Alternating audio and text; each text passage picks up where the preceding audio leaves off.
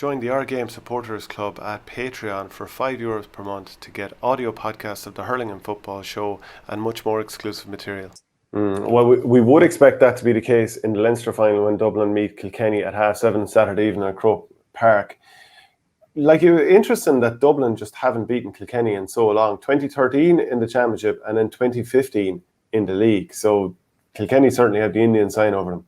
Big time, yeah. If you look at, did you ever wonder, like, would things have changed much if Liam Blanchfield hadn't got in for that goal and that foul had been called in Parnell Park when Pat Gilroy was manager in 2018, was it? Things could have changed an awful lot.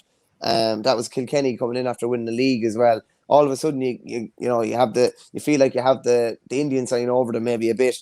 But yeah, this team hasn't beaten, this Kilkenny team. A Kilkenny team that we have regularly said, is not up there with the great Kilkenny teams of the past. So that Dublin team was able to beat Kilkenny in 2013, albeit there's probably mitigating factors. Kilkenny were probably on the slide maybe.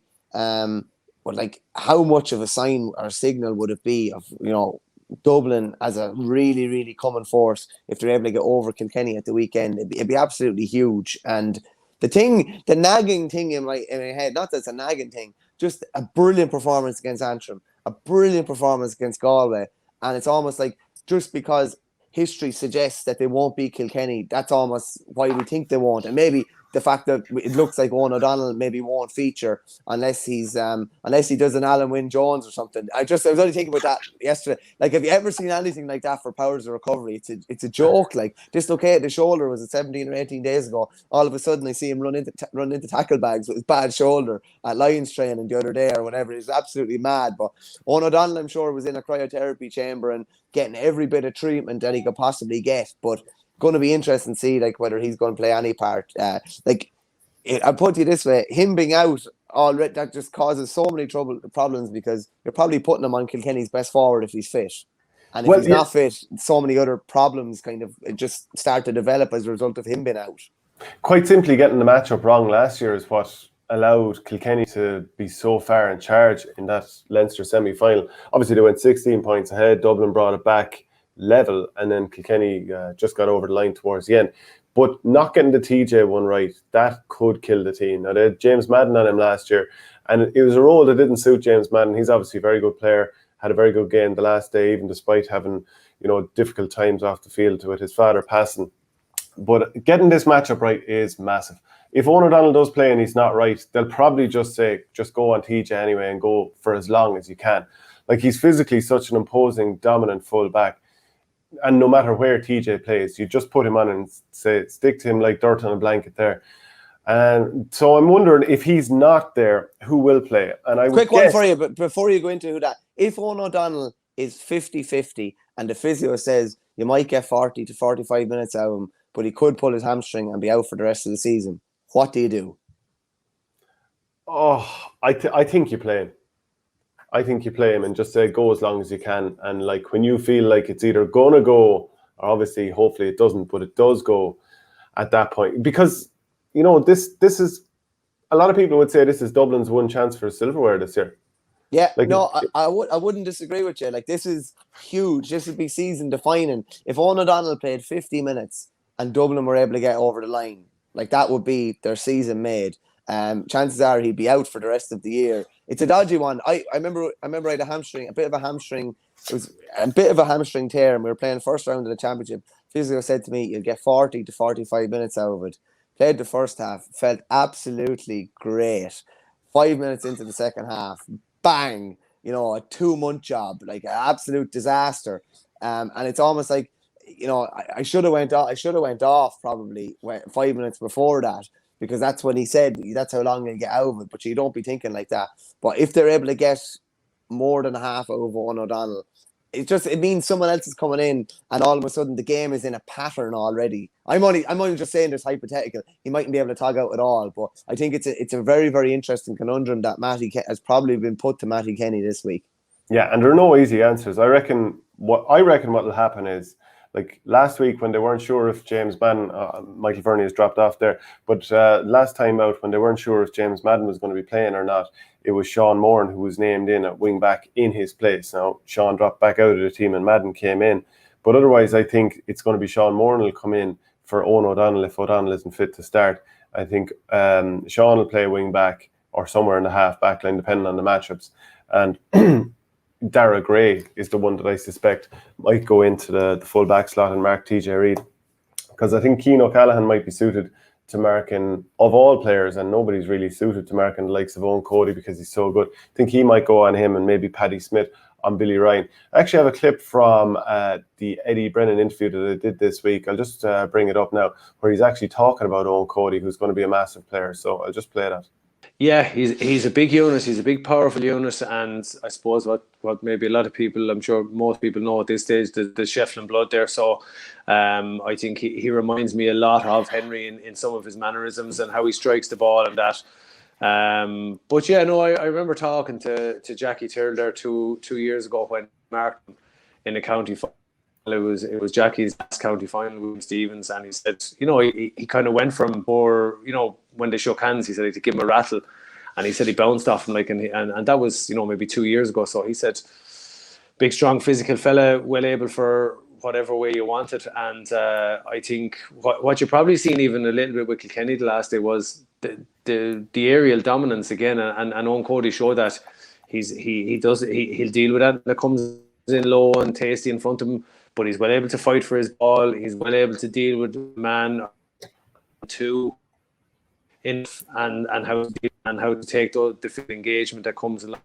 They're a team that when they're marking guys, they really do mark you. They're stuck to you, and I think he showed that he was well able for that. But I think the performance was probably one of you'd expect of a mature forward. So again, it's good for a guy of his age, 21 years of age, to be showing a performance like that. We saw how Eoin Cody started out the Leinster semi-final the last day, snapping a couple of balls over. I think it was Simon Donoghue, and it had to be fairly quickly changed. Like, he had to bring back that old school aerial threat that Kilkenny have had. Even though he doesn't from the out, like, he looks like one of the smaller players when you're looking in, but he's obviously very physically in good nick sort of player. And between him and TJ Reid, like, John Donnelly's well able to catch a ball. Adrian Mullen has it in him as well. Walter Walsh came off the bench, snapped the ball. The aerial threat is perhaps coming back for Kilkenny. It is, and Eoin Cody also has that kind of corner forward instinct as well, that kind of knack of when he sees an opening, he'll go for a goal too. I think Eoin Cody's an interesting one. I remember seeing Kilkenny against Galway, and I think it was the Leinster Under-20 semi-final last year, probably only a couple of weeks before Christmas, and he was after having a decent campaign with Kilkenny seniors before that, and I think he was captain of the Kilkenny 20s, and he was totally kept out of the game, like totally. He barely raised the gallop. And I'd say he probably had a hard look at himself after, and he's come back. He's come back in this year. Definitely looks like he's after filling out even more. He looks so hungry for work the last day as well. Hungry for ball. There was a stage there he won a ball in front of Rory O'Connor, and he was able to get a yard away from Rory O'Connor to get his shot away, even though he was up on his back when he got the ball. Yeah, he offers something a little different to them. I kind of said to you before, like, TJ is going to take an awful lot of focus, so that should leave openings for other guys. Over the last couple of years, there hasn't been too many that have maybe been able to step into the breach there, outside of Mullen maybe in 2019. But Cody did it the last day. If Adrian Mullen is able to step up a bit more, now he worked ferocious hard the last day and got through a mountain of work. But if he's able to, maybe contribute more on the scoreboard, there's just so many more options there. Billy Ryan as well. Billy Ryan has that ability to snap a ball too.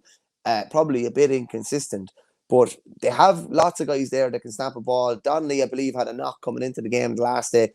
Like, me and you think unbelievably highly of him. I think he's class, and he's a lovely pair of hands as well. He's really, really quick hands, brilliant in the air, able to take a score from anywhere inside 100 yards as well. And then you throw a Walter Walsh who showed something probably in his cameo the last day that we haven't seen in probably a few years. So all of a sudden, they've got a lot of attacking options. Interesting to see whether Richie Hogan will be named in the 26 as well. That's a player we've heard nothing about. I presume he's had a few knocks. I'm assuming he has, but we haven't heard anything to say whether he's fit or unfit. I know he was at the Irish Open. I think it was the day before Kilkenny played the last day, so he obviously wasn't among their plans or anything like that. But he could come back into the equation now with 2 weeks between those two games. So, yeah, there's lots of different guys there that can pick up the load from TJ now, maybe. Yeah, Donald Farrell says John Donnelly is the Owen Larkin of this year. That's high praise indeed. But I'd say the likes of James Bergen is more likely to come in. Alan Murphy's been used regularly, as is Martin Keown. Richie Lahey, of course, has that pace and skill. But James Maher's an interesting one to me. Like he's such a good mover. He came on against Lee Chin when Chin was causing so much damage the last day. Some St. Lachlan's natives would tell you that his best position is in the half-backs, even though we've seen him probably wing forward and midfield. But he's one of these guys whose running power meant that apparently Villanova in America, they offered him some sort of a scholarship to go over. But like what a player he can be for Kilkenny, even though he was dropped off the panel last year and back on again and seems to be proving himself. So, let's call it. What do you think?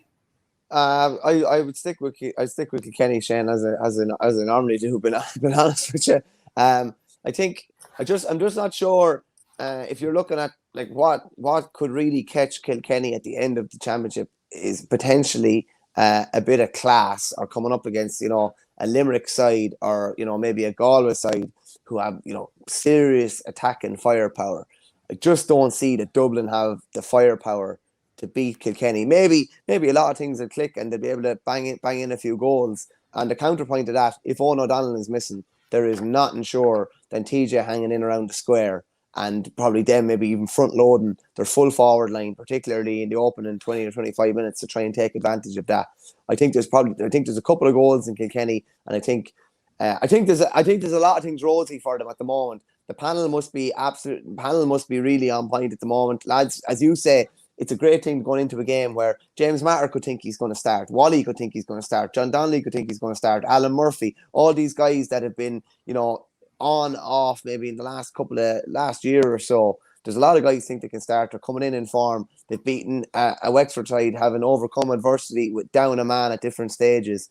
I think there is that little nagging thing in my head where I think Dublin could produce another big performance. But I'm gonna go with Kilkenny. Maybe it's just the muscle memory of just knowing what they're going to, what they're going to give, and I just don't think Dublin have the class up front to really, really hurt them. Yeah, not to mention your blind loyalty to the Cats as well as an Offaly man. Blind optimism. Like that forward line of Dublin, I think, does have scores in it. Donald Burke, he needs to have a day of days. Realistically, he does. He's going to need to get 4 or 5 from play, knock over all his frees. Danny Sutcliffe is going to have to play for 70 minutes, how he played for... Who will go after Danny Sutcliffe? Someone will go after him. Conor Brown. Probably Conor Brown, because I think they'll realise that if he's shut down, it just maybe knocks off an awful lot of avenues in the Dublin attack.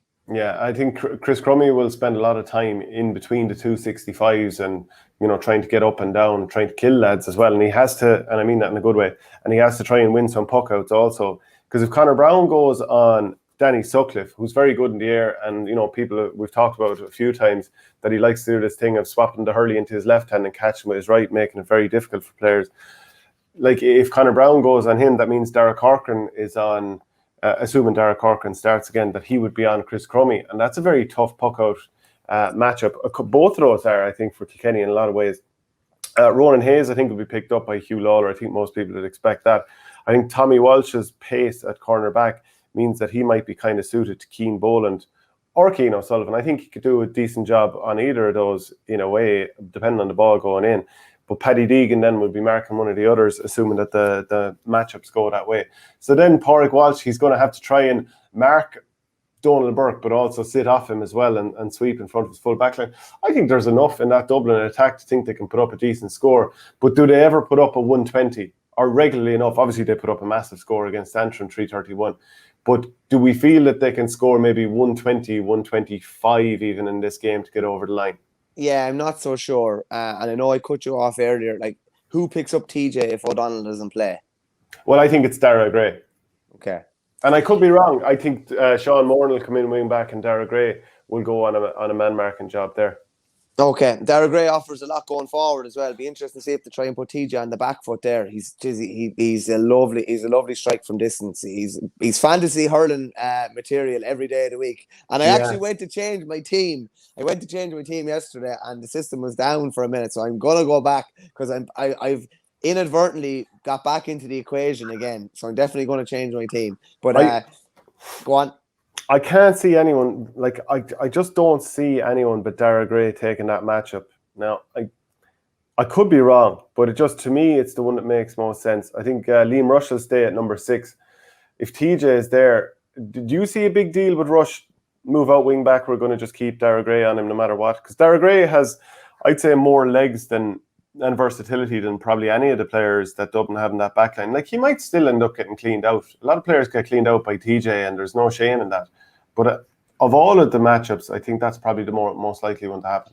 Liam Rush going to wing back and maybe Walter coming in on top of him and running at him would be very interesting from a Kilkenny point of view. Yeah, well, here's the mismatches. Well, I put it this way, and it's the same with Tony Kelly. If you know that one of the opposition's best defenders is going to pick up your best forward, you try to maybe create, inadvertent advantages. You try to get other people to advantage. TJ mightn't get the advantage, but Wally maybe might. So it's going to be like John Donnelly wouldn't necessarily.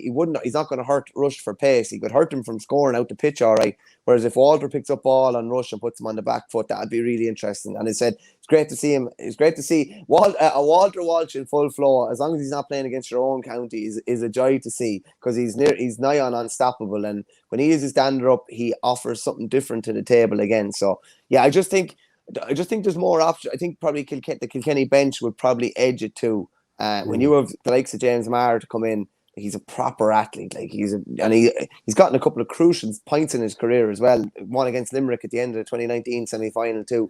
So I just think there's a bit more. I think there's a bit more all round from Kilkenny, but I do expect it to be tight. I think it'll go right down the clutch, but I think Kilkenny by probably 3 to 4, I'd say, in the wind-up. Join the OurGame Supporters Club at Patreon for €5 per month to get audio podcasts of the Hurling and Football Show and much more exclusive material.